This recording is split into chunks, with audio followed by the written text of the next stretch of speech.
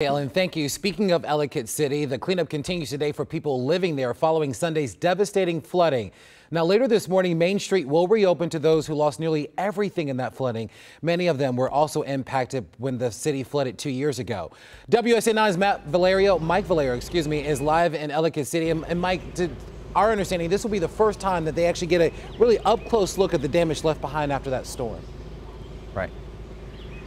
Yeah, Larry, that's exactly right. Good morning to you and good morning to everybody watching at home. This is going to be an up-close look, but only for about 10 minutes worth of time because it's certainly just too perilous to get in and out of the area and handle everybody who needs to see this damage up close, and certainly exemplifying how dangerous it is to get to the center of town. Just take a look at our backdrop right here. The dozen or so cones that are coming into view are at the border of a cliff, a 25-foot sinkhole that's cutting off Ellicott Mills Drive at Main Street, which is certainly the beginning of how you enter the heart of the historic district. So that's the first point we want to get to. Only 10 minutes for the people who are affected the most by this disaster to check up on what, if anything, survived those floodwaters. Second point that we want to talk about, Howard County schools are getting back to normal. A handful of bus stops are impacted by the devastation on Main Street, so the school system had to move a few of them and says to everybody watching this morning, all right, just show up about 10 to 15 minutes early at those stops to make sure that everything goes according to plan and certainly